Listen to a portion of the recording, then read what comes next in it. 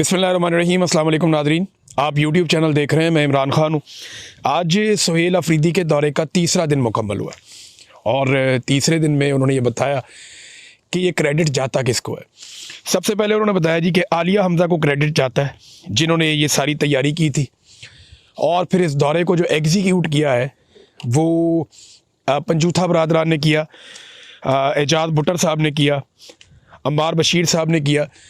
इन लोगों ने अमली जामा पहनाया इस दौरे को। सलमान अकरम राजा साहब भी उनके साथ रहे, दीगर पाकिस्तान तहरीक इंसाफ के लोग भी जोर लगाते रहे। सुहेल अफरीदी ने जो एक बड़ी अजीब बात बताई वो ये कि लगभग 700 लोग उनके गिरफ्तार हुए। यानी ये जो सुहेल अफरीदी ने दौरा किया लाहौर का, इस बीच में पंजाब हुकूमत ने 700 के करीब लोगों को गिरफ़्तार किया इस दौरे की वजह से कि जनाब लोग निकले ना, बाहर ना आए। तो आप अंदाज़ा करें कि 700 बंदा तो PMLN की पूरी तहरीक में कभी गिरफ़्तार नहीं हुआ। 700 बंदा तो लंबी चौड़ी तहरीकें चलती हैं पॉलिटिकल पार्टीज़ की, टोटल 700 बंदा तो पूरी तहरीक के कई महीने गुजर जाते हैं, उनमें गिरफ़्तार नहीं होता। कभी 50, कभी 100, कभी 150, 200 बंदा तक सुना, लेकिन 700 बंदा गिरफ़्तार कर लिया। ये तो डिक्टेटर्स के दौर में भी नहीं होता। और ये सिर्फ एक दौरे के लिए, जहाँ ना कोई जलसा था, ना कोई रैली थी, ना कोई बहुत बड़ा पॉलिटिकल इवेंट था क्या? सिर्फ चंद मुलाकातें करनी थी, चंद जगहों पे जाना था, थोड़ा सा मोटिवेट करना था अपने वर्कर्स को, और पॉलिटिकल एक्टिविटीज़ थी। तो जब मुल्क में पॉलिटिकल एक्टिविटीज़ होती हैं तभी तो जमहूरियत आगे बढ़ती है, तभी तो मुल्क आगे बढ़ता है। लेकिन उनको भी पाकिस्तान में बैन कर दिया गया है। सूरत हाल आपके सामने है नाज़रीन, और ये पाकिस्तान की एस्टेब्लिशमेंट का किया धड़ा है। और नवाज शरीफ बी टीम के तौर पे काम कर रहे हैं, जरदारी साहब बी टीम के तौर पे काम कर रहे हैं। यानी अगर कोई कभी समझता था कि पीपल्स पार्टी के अंदर कोई जमहूरियत बाकी है या उनके अंदर कोई जमहूरी इक़्तिदार है, तो वो अब इस बात को भूल जाए। उसकी एक वजह है कि पाकिस्तान पीपल्स पार्टी ने, जो बिलावल ने और जरदारी साहब ने, दोनों ने मिलकर जो फील्ड मार्शल साहब की खुशामद की है कल मोहसिन नकवी साहब की मौजूदगी में, यानी बेनज़ीर भुट्टो की बरसी है और खुशामद हो रही है फील्ड मार्शल आसिम मुनीर की। ये लोग तो हमेशा ये कहते थे कि जर्नैलों ने पाकिस्तान को तबाह किया और जर्नैलों ने सारे इख्तियारात अपने पास रख लिए, जर्नैलों को सियासत में मुदाखलत नहीं करनी चाहिए, जर्नैलों को खारजी और दाखिली मामलात में मुदाखलत नहीं करनी चाहिए। लेकिन अब ये जर्नैलों की तारीफ़ें कर रहे हैं, फील्ड मार्शल की तारीफ़ों में ज़मीन आसमान के कलाबे मिला रहे हैं। वजह पता क्या है? वजह यह है कि इनको ये समझ आ गई है कि अवामी मकबूलियत इनके पास नहीं है। इन्हें ये पता चल गया कि अवाम तो हमारे हाथ से निकल गई, आइंदा अपने पब्लिक के वोट से तो आना नहीं, धांधली वांधली करके कोई 2 नंबरी करके कुछ सीटें जीत जाएंगे, लेकिन हम इक़्तिदार में नहीं आ सकते, क्योंकि पाकिस्तान तहरीक इंसाफ ने हमसे ये मार्जिन ले लिया है और अवाम उनके साथ खड़ी हो गई है। लिहाजा अब फौजी बूटों के ऊपर बैठ के, तस्मों के साथ लटक के हम इक़्तिदार में आ सकेंगे। तो बाप बेटा वही काम कर रहे हैं जो दूसरी बाप बेटी कर रहे हैं। तो इस वक्त जो कुल मिला के सूरत हाल है वो मैं आपके सामने रख देता हूँ। जो सियासी मंजरनामा है ना पाकिस्तान का, वो सादा सिर्फ सियासी मंजरनामा आपको बता रहा हूँ मैं। वो ये है कि पाकिस्तान का मकबूल तरीन लीडर इमरान खान है। वोट इस वक्त सिर्फ इमरान खान का है, बाकी किसी पॉलिटिकल पार्टी का नहीं है। फौजी क़यादत और अवाम के बीच में बहुत बड़ी खलीज पैदा हो चुकी है। फौजी क़यादत और अवाम के बीच में बहुत बड़ी खलीज पैदा हो चुकी है। मैंने अभी एक सर्वे करवाया था कि आसिम मुनीर से लोग ज़्यादा प्यार करते हैं या इमरान खान से। 28,000 पैगामात आए थे और उनमें सिर्फ 2 पैगामात हमें मिले जो आसिम मुनीर से प्यार करने वालों के थे। इतनी बड़ी खलीज अवाम के और फौजी क़यादत के बीच में पैदा हो चुकी है। और ये फौजी क़यादत ने अपनी हरकतों से, अपने कामों से, हलफ को तोड़ने से, अपने हलफ से गद्दारी करके खुद ये खलीज पैदा की है। और ये एक दफ़ा में नहीं हुआ, ये लगातार चलते चलते कई दहाइयों में यहाँ तक पहुँचे हैं। अब इमरान खान साहब ने आखिरी धक्का लगाया तो बिल्कुल ही बात एक साइड पे होगी। अच्छा, फ़िलहाल जो रवायती सियासी जमातें हैं जिनमें इस वक्त का हुकूमती इत्तेहाद शामिल है, अब उनके अंदर कोई गुंजाइश नहीं है, यानी वो अवाम में जाने के काबिल नहीं है, वो इस वक्त पब्लिक में नहीं जा सकते। और ये चीज़ें बदलने का या जल्द बदलने का किसी किस्म का कोई इम्कान भी नहीं है। तो ये है पाकिस्तान का सियासी मंजरनामा। तो सुहेल अफरीदी साहब ने अपना दौरा मुकम्मल किया, सहाफ़ियों से भी उन्होंने मुलाकातें की, अलग अलग सेशंस किए और बड़ी तादाद में वो सहाफ़ियों से मिले। उनसे भी जो PMLN के बयानिए को टो करते हैं, उनसे भी जो एंटी पाकिस्तान तहरीक इंसाफ या इमरान खान के ख़िलाफ़ है, उनसे भी मिले। ब्यूरो चीफ से भी उन्होंने मुलाकातें की और खुलकर उन्होंने सहाफ़ियों से कहा जी आप सवालात करें। तो यहाँ पे वो बदतमीज़ी और हुल्लड़बाजी तो नहीं हुई। लेकिन आरिफ हमीद भट्टी साहब ने, क्योंकि बड़े सीनियर सहाफ़ी हैं लाहौर के, अगर चंद सीनियर वर्किंग जर्नलिस्ट अगर आप अलग करें लाहौर के, तो उनमें आरिफ हमीद भट्टी सफ़े अव्वल के सहाफ़ियों में से एक हैं। तो उन्होंने कहा कि मैं मादरत चाहता हूँ, जो आपके साथ, क्योंकि आप मेहमान हैं, जो आपके साथ सलूक किया नाम नहाद सहाफ़ियों ने, उसके ऊपर मैं मादरत चाहता हूँ। तो इस पर सुहेल अफरीदी साहब ने बहुत बड़े दिल का मुजाहरा किया। उन्होंने कहा नहीं, हम पंजाब से हमारा कोई शिकवा नहीं है, आपसे हमारा कोई शिकवा नहीं है, तो कोई ऐसी बात नहीं है। और दूसरा, जब ये पूछा गया कि मीना खान अफरीदी का जो जवाब था उसको आप क्या समझते, तो उन्होंने कहा जी इसको जस्टिफाई नहीं किया जा सकता, वो नामुनासिब था। लेकिन वो जिस किस्म की बातें उनके साथ की गई उस पर उन्होंने ये जवाब दिया, लेकिन उसकी कोई जस्टिफिकेशन नहीं है, उन्हें ये नहीं करना चाहिए था। और यही मेरी भी राय थी कि मीना खान अफरीदी को चाहे जितने मुश्किल हालात हों, जितने मर्जी ख़राब हालात हों, आपको अपने मुखालिफ के लेवल पे गिरना नहीं चाहिए। देखिए इस्टेब्लिशमेंट तो बहुत नीचे तक गिर गई है, उन्होंने तो पंजाब असम्बली के अंदर अपने बंदे भी शामिल करवा दिए, अंदर घुसवा दिए, लेकिन कम से कम इन्हें गुरेज करना चाहिए था और इन्हें अपने आसाब को टूटने नहीं देना चाहिए था। अच्छा जी, इसमें सुहेल अफरीदी ने एक और बड़ी इंपॉर्टेंट बात की। उन्होंने कहा जी आवाम निकलती है पाकिस्तान तहरीक इंसाफ के लिए, इमरान खान के लिए, हमारी प्लानिंग का फुकदान होता है और इसमें हमारी कोताही शामिल है, इसको हम ठीक करने की कोशिश कर रहे हैं। वो ये बात बिल्कुल ठीक है कि इसको ठीक करना पड़ेगा पाकिस्तान तहरीक इंसाफ को। मनसूबाबंदी अगर बेहतर करें तो जिस तरह पब्लिक निकलती है, अगर उनको सही तरीके से एंगेज किया जाए, फैसिलिटेट किया जाए, तो सूरत-ए-हाल जो है वो बिल्कुल मुख्तलिफ होगी। तो इसमें जो अब स्ट्रीट मूवमेंट है उसके हवाले से पाकिस्तान तहरीक इंसाफ प्लानिंग कर रही है और आने वाले हफ्ते में आपको बड़ी ज़बरदस्त खबरें पाकिस्तान तहरीक इंसाफ से मिलेंगी। और ग्राउंड वर्क इन्होंने तकरीबन कर लिया है कि इन्होंने किस तरीके से ग्राउंड पे जाना है, जो पेपर वर्क है वो कर लिया, प्लानिंग इन्होंने कर ली है। और ये एक बड़ा लंबा चौड़ा मनसूबा है जो पाकिस्तान तहरीक इंसाफ ने बनाया। देखें, जब स्टूडेंट आएंगे आगे और वो ग्राउंड वर्कर्स आगे आएंगे, जिनको ये पता है कि ग्राउंड के ऊपर लोगों को क्या इस वक्त सोच है, किस तरीके से उनके बीच में जाना है, कैसे लोगों को मोटिवेट करना है, कैसे लोगों को इकट्ठा करना है एक नुक्ते के ऊपर, तो इन्हें इस बात का आइडिया है और ये यही काम करने जा रहे हैं। अभी ग्राउंड के ऊपर जो चीज़ें हैं, क्योंकि अभी इन्होंने खुद पाकिस्तान तहरीक इंसाफ ने अनाउंस नहीं की, तो मैं भी अभी अनाउंस नहीं करूँगा, लेकिन मेरी इनके सोर्सेज से बात हुई। जो थोड़ी बहुत मैं आपको हिंट दे देता हूँ वो ये है कि आने वाले वक्त में पाकिस्तान तहरीक इंसाफ लोगों में बहुत अंदर जड़ों तक जाएगी और एक ऐसी तहरीक आपको चलती हुई पाकिस्तान में नज़र आएगी जिससे वो हर पाकिस्तानी को जोड़ने की कोशिश करेंगे, एक ह्यूमन चेन बनाएंगे पूरे के पूरे खैबर पख्तूनख्वा में, बलूचिस्तान में, सिंध में और पंजाब में। इसके अलावा सुहेल अफरीदी ने कहा कि नेक्स्ट अब मैं कराची भी जाऊंगा और सिंध का दौरा करूंगा, और साथ ही साथ उन्होंने बताया कि मुज़ामत होगी तो मफामत होगी। एक सवाल के जवाब में उन्होंने कहा, देखिए ये बड़ा सिंपल फार्मूला है कि आपको मुज़ामत करनी पड़ती है टेबल टॉक के लिए। जब तक आप इस निज़ाम को ये नहीं बताएंगे कि निज़ाम अब आपका मुकाबला नहीं कर सकता, तब तक निज़ाम आपके साथ टेबल पर नहीं बैठेगा। इस वक्त जो फील्ड मार्शल आसिम मुनीर हैं, उन्हें बैरूनी मदद हासिल है, अमेरिका उनके साथ है, बहुत सारे मुल्कों में उन्होंने अपने मफादात बना लिए हैं, ताल्लुकात बना लिए हैं। इमरान खान साहब को वो जेल में रखने में अब तक कामयाब है और वो इमरान खान साहब को छोड़ना भी नहीं चाहते।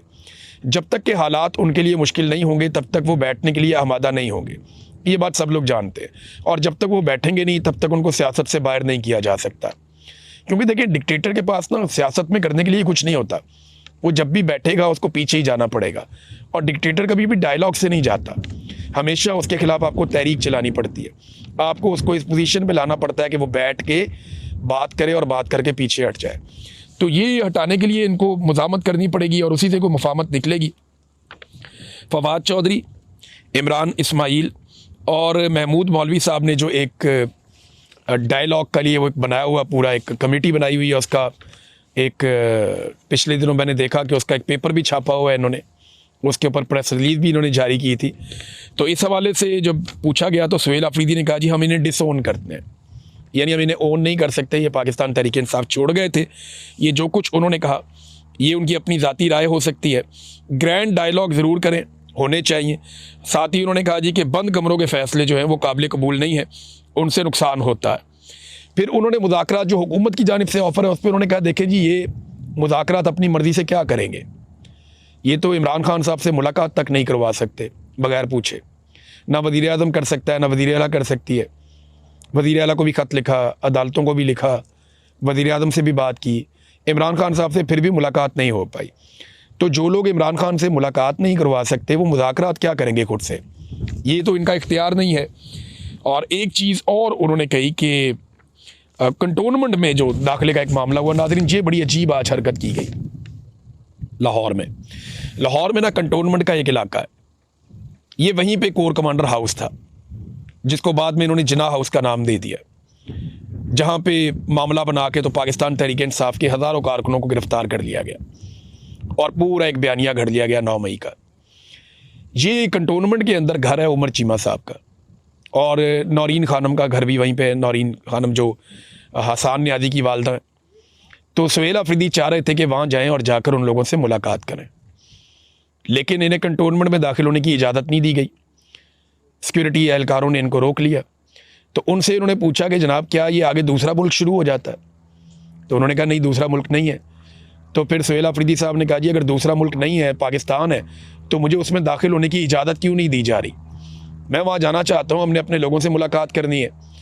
लेकिन देखें कैसी सख्त ज़्यादती है कि छावनी के अंदर या कंटोनमेंट के इलाके के अंदर इंडिया कंटोनमेंट्स ख़त्म कर रहा है और यहाँ पे एक मुंतखब वज़ीर आला को कंटोनमेंट में दाखिल होने की इजाज़त नहीं दी जा रही और पुलिस मना कर रही है।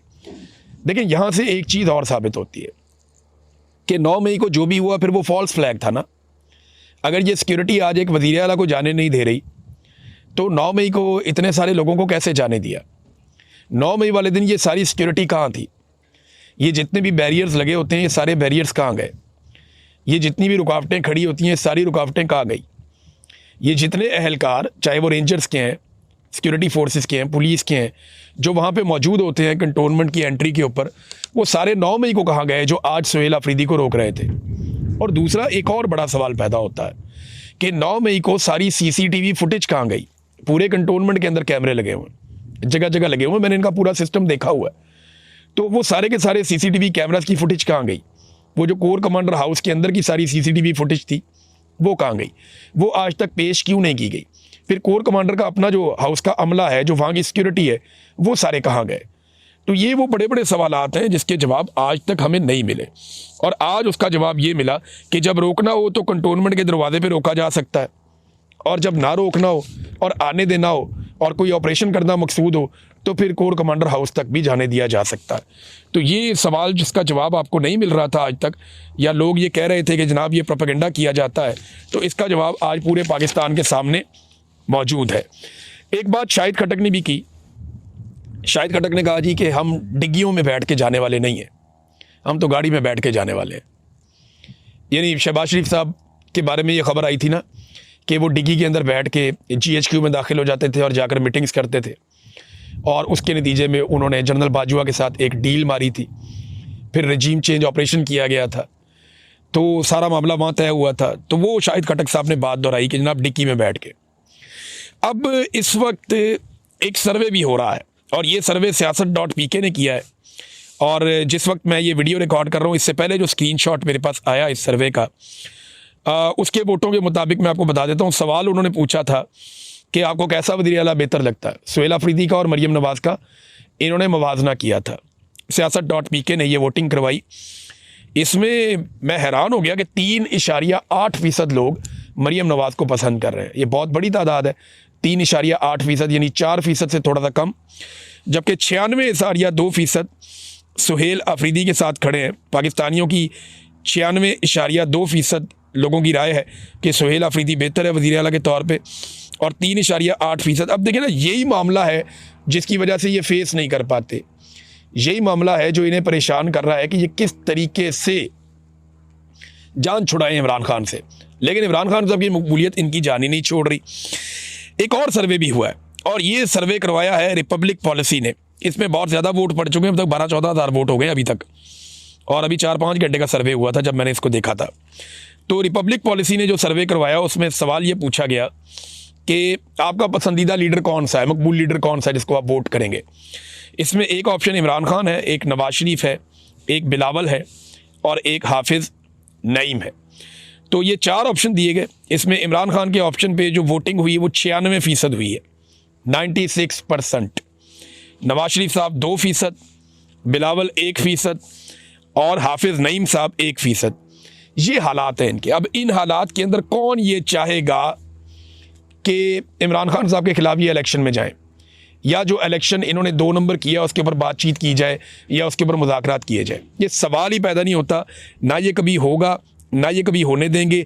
इनसे कुछ ना कुछ करके पाकिस्तानियों को अपना मैंडेट ज़बरदस्ती वापस लेना पड़ेगा, वरना ये मैंडेट देंगे नहीं। नादरीन, जो शहरबानो नकवी नामी जो पुलिस वाली है लाहौर में SP, इसके ऊपर जो डॉक्टर साहब हैं वो तो बहुत चढ़ के आ गए हैं। आई सर्जन हैं डॉक्टर ज़ैनुल आबिदीन, वो अब बार बार बताना शुरू हो गए हैं कि इस खातून ने, जो पुलिस वाली है, अपनी सहेली या अपनी वाकिफ़कार खातून के लिए मुझ पर बहुत दबाव डाला। मुझे जनाब कहा कि आप फटाफट पहुँचें वरना मैं आपके ऊपर पर्चा दे दूंगी। मैं गया और मेरे से 10 लाख रुपया उस औरत को दिलवाया कि ये आपने जो इलाज किया इससे मुतमईन नहीं है, लिहाजा ये अब लंदन से जाके इलाज करवाना चाहती है, तो इस सारे इलाज के पैसे आप देंगे। वो कहते नहीं, 10 लाख रुपए के 3 चेक मैंने उस खातून को दिए, तो इसके बाद भी इन्होंने मेरा जीना हराम किया हुआ है। कुछ लोग ये रिपोर्ट कर रहे थे कि शायद 15 लाख रुपए से भी ज़्यादा पैसे डॉक्टर साहब ने दे दिए हैं। तो डॉक्टर साहब अब खुलकर आ गए मैदान में और वो बता रहे हैं कि जिस शहरबानो नकवी ने मेरे साथ बड़ी ज़्यादती की है। मेरे ख्याल में डॉक्टर साहब को बिठाने के लिए अब काफ़ी लोग आ जाएंगे और शहरबानो नकवी को बचाया जाएगा, इसलिए कि शहरबानो नकवी के मुबैना तौर पे आर्मी चीफ साहब के साथ भी ताल्लुकात हैं, उन्होंने भी इनको शाबाश दे रखी है। कोई मोहसिन नकवी के साथ भी इनके ताल्लुकात बताए जाते हैं और ये उन ताल्लुकात को एंजॉय करती हैं। और वैसे भी शरीफ ख़ानदान की बड़ी खिदमत की है। 9 मई के बाद इन्होंने बड़ा तुन के रखा है पाकिस्तान तहरीक इंसाफ को, तो जिसने भी ये किया उसको कुछ ना कुछ तो मिला है। आज मैं एक वीडियो देख रहा था, मुस्तफ़ा कमाल नामी जो एक लीडर हैं कराची के, ये साबिक कराची के अल्ताफ़ हुसैन के बड़े फेवरेट आदमी थे, ये अल्ताफ़ हुसैन को गालियाँ निकाल रहे थे। यानी आज ये अल्ताफ़ हुसैन को हरामी और बेगैरत कह रहे थे। मैं बड़ी माजरत चाहता हूँ, मैंने ये अल्फाज इस्तेमाल किए अपने इस वीलॉग में, लेकिन ये 2 लफ्ज़ इन्होंने हरामी और बेगैरत के इस्तेमाल किए अल्ताफ़ हुसैन के बारे में, और बार बार इस्तेमाल किए, बड़ी गंदी और घटिया ज़ुबान इस्तेमाल की। वजह मैं आपको बताता हूँ कि क्या है। लेकिन मामला ये है कि पहले ये शख्स एक तरह से वादा माफ़ गवाह बना अल्ताफ़ हुसैन के ख़िलाफ़, बाद में ये शख्स अल्ताफ़ हुसैन को बदवाएँ देना शुरू हो गया और आज ये अल्ताफ़ हुसैन को गालियाँ दे रहा है। कुछ दोस्तों ने मुझे इसकी वजह ये बताई है कि इमरान फ़ारूक साहब जो कत्ल हो गए थे बरतानिया में, जो अल्ताफ़ हुसैन के ऐसे साथियों में था जो बहुत टेक्निकल चीज़ें जानता था, यानी ग्राउंड पे जो चीज़ें एग्जीक्यूट होती थी उनमें इमरान फ़ारूक को अल्ताफ़ हुसैन का दिमाग भी बाद लोग बोलते थे कि वो बहुत शार्प माइंडेड आदमी था और MQM के अंदर उसका एक बड़ा कलीदी रोल था और वो अल्ताफ़ हुसैन का बड़ा दायां बाजू टाइप आदमी था। तो वो कत्ल हो गया बरतानिया में, उसका अल्ताफ़ हुसैन को काफ़ी नुकसान भी हुआ था। अल्ताफ़ हुसैन ने काफ़ी उसके बाद दुख भी किया था और उसकी अहलिया फौत हो गई थोड़े दिन पहले, तो उनकी तदफीन की और सारे इंतज़ामात जो अल्ताफ़ हुसैन है उन्होंने किए। और जब ये लाश पहुंची कराची में, तो अब ये तो अल्ताफ़ हुसैन के दौर में तो माफिया बने फिरते थे, ये जो मुस्तफ़ा कमाल और इस जैसे लोग थे, ये तो माफिया की तरह रहते थे। चाइना कटिंग हो गई, बत्ताखोरी हो गई, बोरीबंद लाशें हो गई। कराची में कौन सा काम है जो MQM ने नहीं किया उस दौर में? तो ये तो उस वक्त बेनिफिशरी थे, तब तो ये कभी बोले ही नहीं अल्ताफ़ हुसैन के ख़िलाफ़, तब तो कभी सच इनको याद ही नहीं आया। वो तो जब मिलिट्री एस्टेब्लिशमेंट ने तबाह बर्बाद कर दिया अल्ताफ़ हुसैन को, हर चीज़ काबू कर ली, तो ये जनाब वादा माफ़ गवाह बन के एक वैक्यूम कवर करने के लिए आ गए और आके एक और पार्टी में शामिल हो गए। जिस तरह अभी PTI को तोड़ के एक पार्टी बनाई गई, इस्तेकाम पार्टी, एक कोई नज़रियाती PTI बना दी, एक कोई और पार्टी बना दी, तो इस तरह पार्टियां एस्टेब्लिशमेंट बनाती रहती है। तब ये MQM पाकिस्तान एक बनाई थी तो ये लोग उसमें शामिल हो गए थे। बहरहाल ये अल्ताफ़ हुसैन के सारे धंधों में उसके साथ शामिल रहते थे। अब पता चला है कि इमरान फ़ारूक की जो बेवा है, जब उनकी मैयत आई पाकिस्तान में, तो जनाजे के नज़दीक भी इनको फटकने नहीं दिया गया। शायद उस बात का गुस्सा है जो उन्होंने उतारा है। PIA के हवाले से नाज़रीन एक और ख़बर है, और ख़बर ये है कि कौम को एक बहुत बड़ा धोखा दिया गया है और 135 अरब दिखाकर 10 अरब के अंदर PIA बेच दी गई है, जिसके असासों की कीमत ही कई 100 अरब है। कई 100 अरब के असासे, कई 100 अरब की गुडविल और कई 100 अरब के जो हैं वो इसके अंदर रूट्स हैं, 64 रूट्स हैं PIA के पास। तो ये इतनी महंगी PIA को 10 अरब में दे दिया गया और धोखा कौम को दिया गया। 135 अरब में बेच रहे हैं, जबकि 10 अरब में बेच दी। बाकी पैसा जो खरीदार है वो उनके पास रहेगा, वो जो मर्जी करें। और 10 साल तक 30 अरब रुपए के बराबर इनको टैक्स भी माफ़ कर दिया गया। यानी 10 साल तक 30 अरब के बराबर इनका टैक्स माफ़ है। आप अंदाज़ा करें कैसी मौज है। 10 अरब रुपया दो, 30 अरब का टैक्स माफ़, और सैकड़ों अरब की चीज़ भी ले जाओ। ये पाकिस्तान में हुआ, और ये हुआ इसलिए कि पाकिस्तान की मिलिट्री एस्टेब्लिशमेंट अपने एक झेली इदारे के ज़रिए से इसको हासिल करना चाहती थी। तो उन्हें ये तोहफे के अंदर ऐसा लगता है कि थमा दिया गया। ये पाकिस्तान के अंदर किया जा रहा है। कितनी सख्त ज़्यादती है। कौम अगर अब भी खड़ी नहीं होगी ना ऐसी ज़्यादतियों के ख़िलाफ़, आवाज़ नहीं उठाएगी, तो फिर ये पूरा मुल्क ही बेच देंगे और हर चीज़ पे कंट्रोल और कब्ज़ा कर लेंगे। अब तक के लिए इतना ही। अपना ख्याल रखिएगा, अपने इस चैनल का भी। अल्लाह हाफ़िज़।